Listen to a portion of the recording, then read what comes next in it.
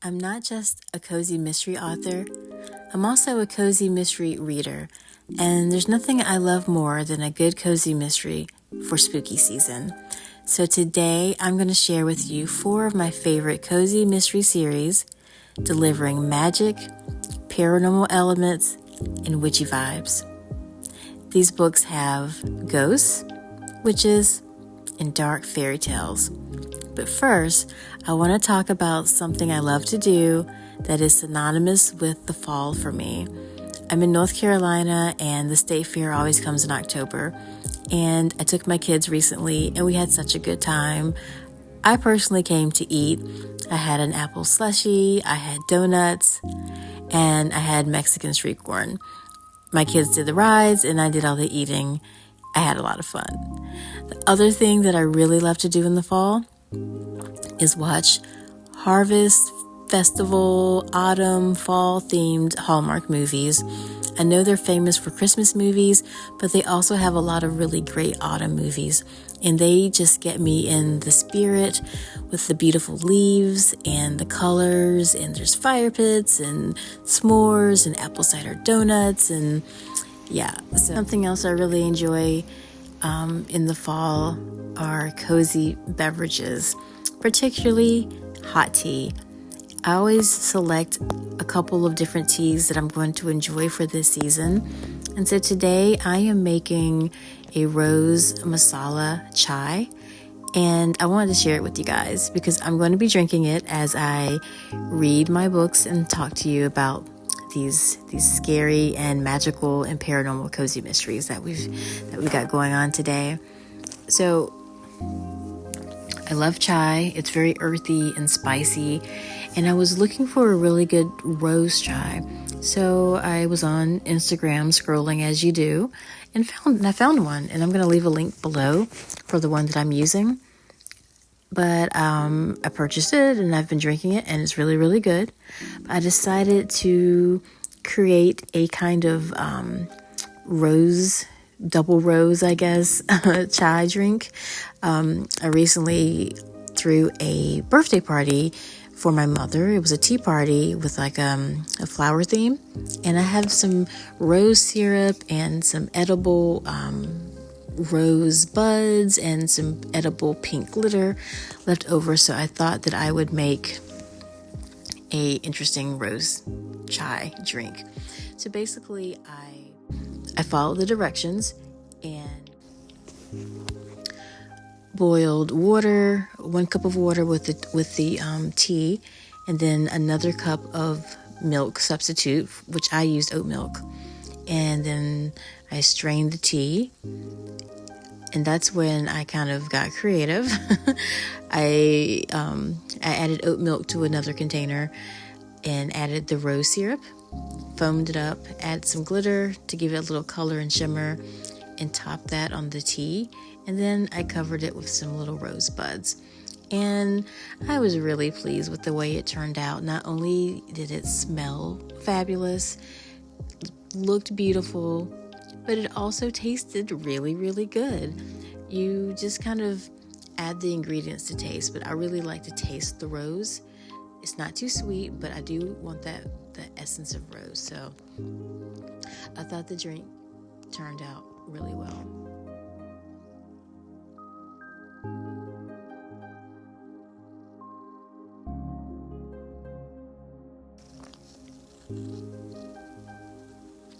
I also used 3 tablespoons of tea, and it was really strong. A little too strong, actually, but I did drink it. The recipe calls for 2, so I think next time I would do 2.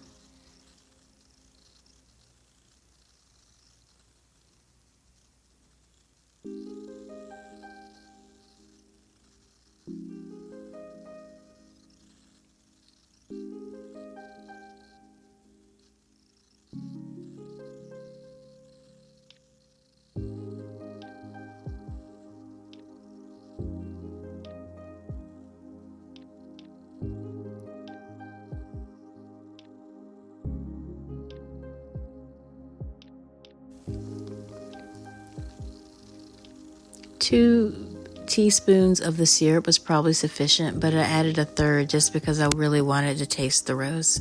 Really hoping the foam would be pinker, so next time I'll add a pinch of beetroot for color. So now I'm in my reading nook. I've got my tea, and it's decorated for fall, which is perfect for my cozy reading space. I've got a candle. It's cinnamon apple, and it smells so good. And I'm going to light that, and then I've got my aesthetic going on. I've got my tea, and I'm going to sit down. And so the first book I want to talk about is the Magical Bakery series, and the first book in the series is the Brownies and Broomsticks. This is by Bailey Cates, and it is set in Savannah, Georgia, and it involves enchanted baked goods. I'm not sure what else I need to say.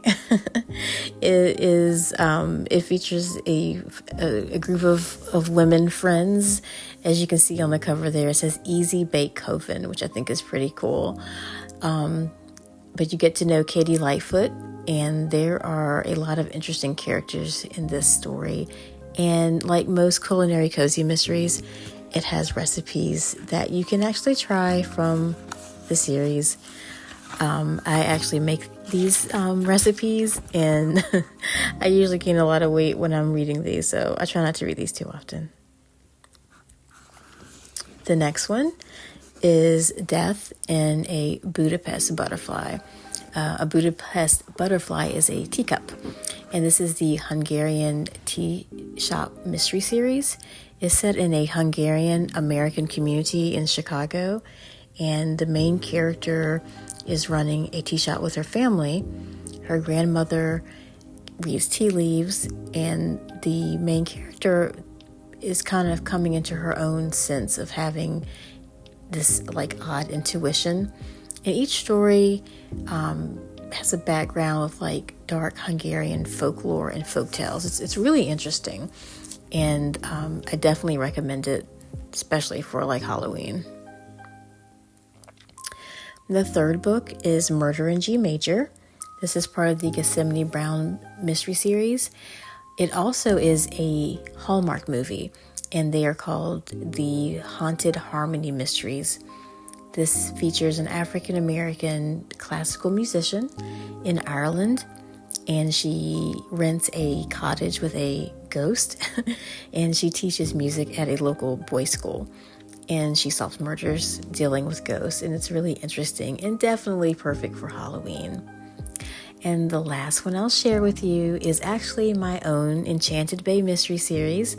It features a family of women descended from a mermaid. You have to read the story to like get the context, but they are perceived as water witches in this community, and they work and own a herbal apothecary where the products are enchanted, and their mysteries are usually grounded in magic and story, things that have happened in their past.